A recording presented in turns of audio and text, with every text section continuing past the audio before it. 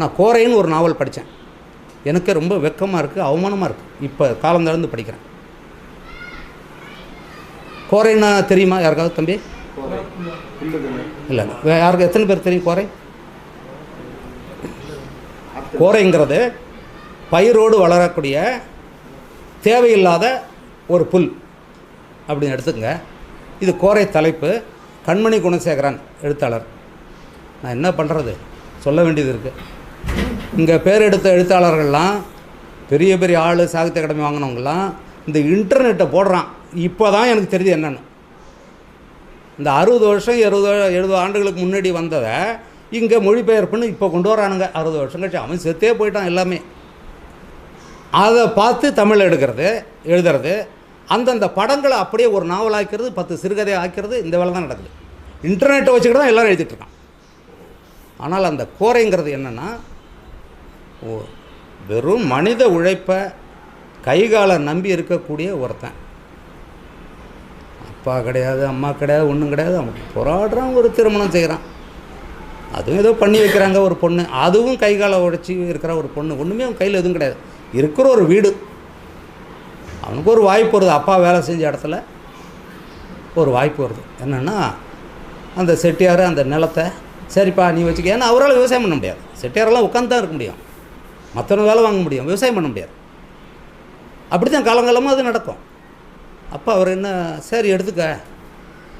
அவனுக்கு அவ்வளோ இதாக இருக்கும். யார் யாருக்கோ உழைச்சோம், இப்போ நம்ம செய்வோன்னு அந்த நிலத்தில் விவசாயம் பண்ணுறான்.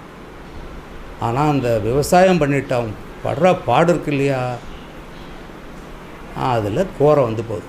அந்த கோரை எப்படி வந்துச்சு, எதனால் அந்த கோரை வருது, அதை வெளியில் எடுக்க எவ்வளோ போராடுறான். இதுதான் உலக சினிமாவாக வரணும், இதுதான் உலக இலக்கியம். ஆனால் அவனை யாராவது பேசியிருக்கானா, அவனை யாராவது படிச்சிருக்கானா? ஏன்னா அவன் அந்த பகுதியில் இருக்கிற மக்கள் மொழியில் எழுதுகிறான்.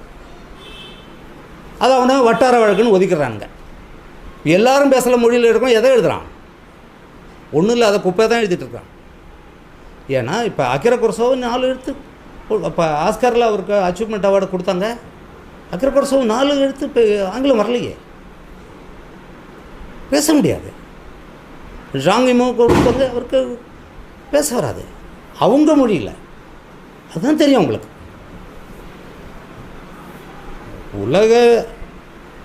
அதாவது உலகத்தின் சிறந்த திரைப்படம், சிறந்த இலக்கியம் எதுவானாலும் உலகத்துக்கே சிறந்தா இருக்கிறது இல்லை, அவன் மொழியில் சிறந்தா இருக்கிறது தான் இங்கே முக்கியம். அப்படி தான் உலகம் முழுக்க இருக்குது.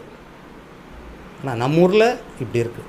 எனக்கு தோணிச்சு. ஏன்னா அந்த கண்மணி குணசேகரன், நான் இதை அவனே சொல்லியிருக்கான், இருந்தாலும் நானே அதை சொல்லக்கூடாது.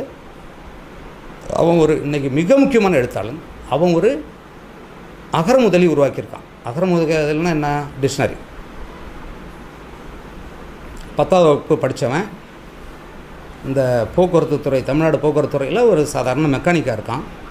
நீங்கள் போனீங்கன்னா பஸ்ஸு கீழே உட்காந்து எதோ கட்டிகிட்டு இருப்பான், ஒரு டீ சுட்டு வச்சுக்கின்னு ஏதோ போவான், மாடு மேய்ப்பான் அதை மேய்ப்பான், தினம் பார்க்கலாம். நீங்கள் அவன் தன்னை எழுத்தாளாம் அப்படின்லாம் அவன் சொல்லிக்கிட்டு கிடையாது. அதுக்கான ஒரு உடை வச்சுருக்கானுங்க, அதுக்காக ஒரு பை வச்சுருக்கானுங்க. இதெல்லாம் அவனுக்கு தெரியவே தெரியாது. பாட்டுக்கு பேருந்தில் ஏறுவான், போவான், வருவான், எழுதிக்கிட்டே இருக்கான். இப்படி ஒரு அந்த அசல் படைப்பு இருக்குல்ல, அது வரணும். என்னுடைய வெள்ளை மாடு தொகுப்பை பார்த்துட்டு தான் அவன் எழுதவே தொடங்கினான். ஏன்னா இன்னும் இதெல்லாம் எழுதலாமா, எனக்கு எப்படி தோணிச்சோ, எப்படி நான் பைசைக்கிள் தீவ்ஸ் பார்த்துட்டு, 400 ப்ளவுஸை பார்த்துட்டு, பதர் பாஞ்சாலி பார்த்துட்டு இதெல்லாம் படம் எடுக்க முடியுமா அப்படின்னு தோணிச்சோ, அதே மாதிரி அப்போ அவனுக்கு தோணுது. அவனுக்கு திறமையெல்லாம் இருக்குது, நான் கொடுத்ததில்லை, அவனுக்கு எல்லாமே இருக்கே. ஒரு நெருப்பு வேணும், அதுதான் குட்டிச்சு நொறுக்கிட்டு இருக்கான். வந்தாரங்குடி இப்போ அந்த நாவல் இப்போ நான் எடுத்து வச்சுருக்கேன், படிக்கணும். நான் எழுதுன அத்தனையும் நான் படிக்கணும்னு இருக்கேன். எங்கேயும் போய் தேட வேணாம், அவ்வளவும் இருக்குது. எங்கே இதை போய் யாரும் இங்கே எடுக்க மாட்டாங்க. அதில் வன்முறை இருக்கணும், சாதி இருக்கணும், அது இருக்கணும், அதை போய் எடுப்பாங்க. ஏன்னா அதுன்னு ஓடும். கேட்டால் இலக்கியத்தை படமா? அது இல்லை. கோரை சொல்கிற அரசியல், கோரை வெறும் கோரையை பேசலை.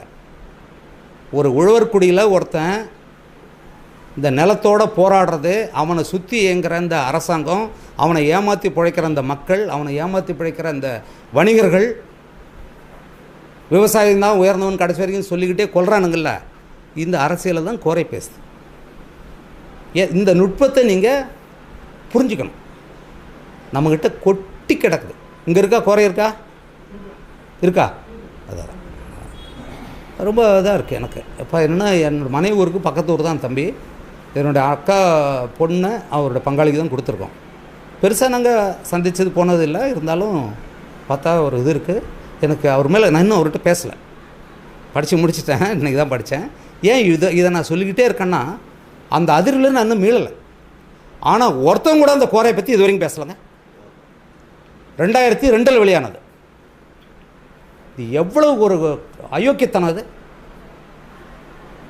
இது பொறுக்கித்தனம். அது சாகித்ய அகாடமி என்ன கொடுத்துருக்கான் பாருங்கள் போனாண்டு. அதை படித்து பாருங்கள் என்ன இருக்குன்னு. அதில் எல்லாம் நரைக்கணும். அப்புறம் எல்லாம் அந்த ஊடகத்தில் ஒரு பெரிய வெளிச்சம் வரணும். அதெல்லாம் போன பிறகு கூப்பிட்டு அது இது அதெல்லாம் இல்லவே இல்லை.